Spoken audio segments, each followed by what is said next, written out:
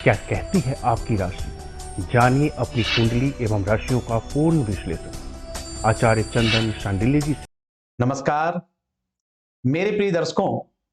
आज बात करने वाले हैं 5 फरवरी 2023 को माघी पूर्णिमा अर्थात कि माघ पूर्णिमा में बने अद्भुत संयोग पर कुछ ऐसे उपाय के बारे में जिनमें से एक भी कर लिया तो मिलेगा मनचाहा वर।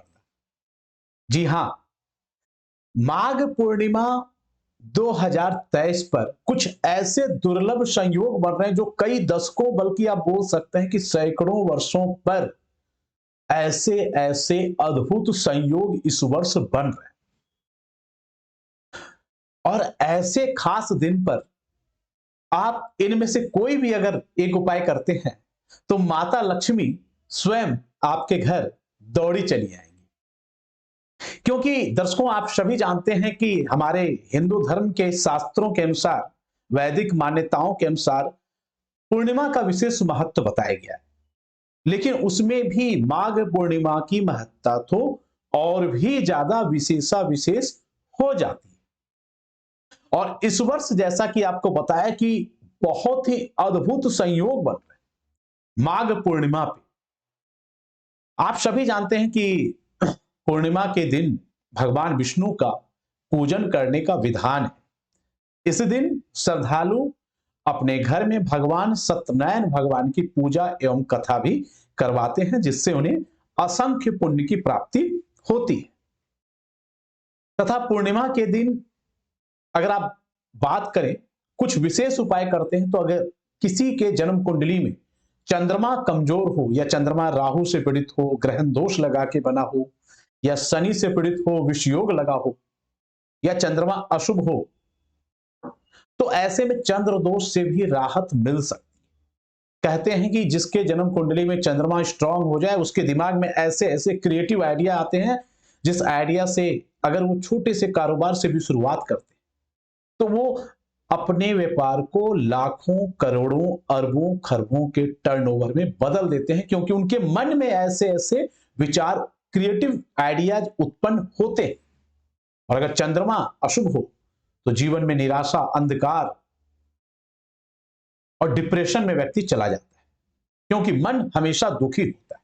तो ऐसे में इस दिन चंद्रमा को मनाने का भी अद्भुत योग बना हुआ है। अब इस साल कई सारे योग हैं, मैं आपको इसमें शॉर्टकट में बता दूं कि कुछ तो योग बताऊंगा कि कौन कौन से योग, दुर्लभ योग लग रहे हैं, उसका पूजा का मुहूर्त क्या है, कब से कब का योग है, और माघ पूर्णिमा में किस प्रकार से क्या करें, पूजा की आसान विधि। उसके बाद एक मुट्ठी चावल अपने घर में ही कुछ एक ऐसा उपाय करें जिससे धन की हो बड़क्कत। ऐसे बहुत अचूक उपाय भी आपको बताने वाले। दर्शकों, जैसा कि आपको बताया कि इस साल माघ पूर्णिमा में बहुत सारे दुर्लभ योग बने हुए हैं। अब उनमें से दुर्लभ योग सुने।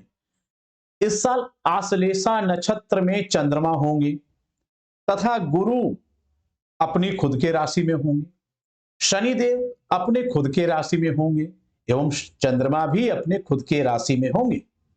और इतना ही नहीं, इस दिन चूंकि रविवार को यह पूर्णिमा हो रहा है, रविवार के दिन यदि पुष्य योग लग जाए तो इस दुर्लभ योग को रवि पुष्य योग का नाम देते हैं, जो कि बहुत ही उत्तम योग माना जाता है, बहुत शुभ योग माना जाता है। तो ऐसे में इतने शुभ संयोग पर अब आपको कुछ ऐसे उपाय बताने वाले हैं जिससे कि मैंने कि उनमें से एक भी उपाय कर लिए तो माता लक्ष्मी आपके घर दौड़ी चली आएंगी। शास्त्रों के अनुसार आप भी जानते हैं कि ऐसी मान्यता है कि माघ पूर्णिमा के दिन देवी देवता खुद भेष बदलकर पृथ्वी लोक में स्नान करने के लिए आते हैं। खास करके प्रयागराज में त्रिवेणी संगम पर, जहां मां गंगा, मां यमुना, मां सरस्वती का संगम हुआ है, वहां पर वो स्नान करते हैं। और शास्त्रों के अनुसार यह भी मान्यता है कि इस दिन यदि कोई भी अपने पवित्र नदियों अगर गंगा में जी में स्नान हो फिर तो अत्यंत ही उत्तम है, हरिद्वार में या फिर इलाहाबाद में आप हो फिर तो अत्यंत ही उत्तम है, नहीं तो कहीं भी आप किसी भी पवित्र नदी में यदि स्नान करते हैं फिर तो अत्यंत ही उत्तम माना जाता है। शास्त्रों के अनुसार इस दिन मां गंगा जी का दर्शन करना, मां गंगा जी के जल में डुबकी लगाना, पूजन करने से भक्तों का सारी परेशानियां दूर हो जाती है, दुख दर्द बीमारी एवं अन्य कई प्रकार के परेशानियों से आपको मुक्ति मिलती है। लेकिन अभी आपको बताएंगे कि यदि आप इन जगहों पे नहीं हो, अपने घर पे हो, तो किस प्रकार से करें पूजा विधि और कौन कौन से करें आसान उपाय।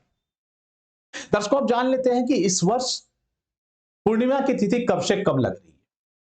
पूर्णिमा की तिथि की बात करें तो 4 फरवरी 2023 को रात्रि के 9:29 से प्रारंभ हो जाएगी।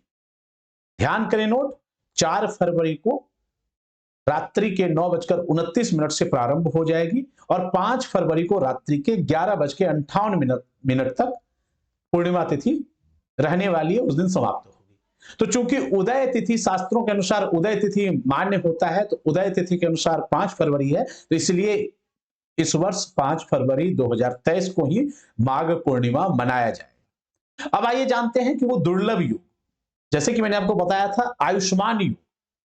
आयुष्मान योग सूर्योदय के से शुरू हो जाएगा, सूर्य उदय होते ही शुरू हो जाएगा और इसके साथ ही दोपहर के 2:41 तक रहने वाला। यह योग बहुत शुभ पावन योग माना गया है। इसके साथ ही अगला योग सौभाग्य योग लगेगा।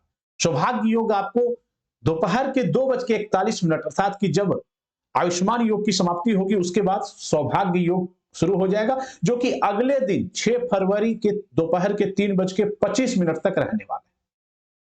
इसके साथ ही अब अगला योग बनता है रवि पुष्य योग, जो कि बहुत ही अच्छा योग है। यह भी 5 फरवरी को सुबह से ही 5:56 से प्रारंभ हो जाएगा, सुबह के 5:56 से, और रहेगा सुबह के ही 10:43 अर्थात कि लगभग 4-5-6 घंटे आपको ये देखने को मिलने वाला है। और इसके साथ ही सर्वार्थ सिद्धि योग भी इस दिन लग रहा है।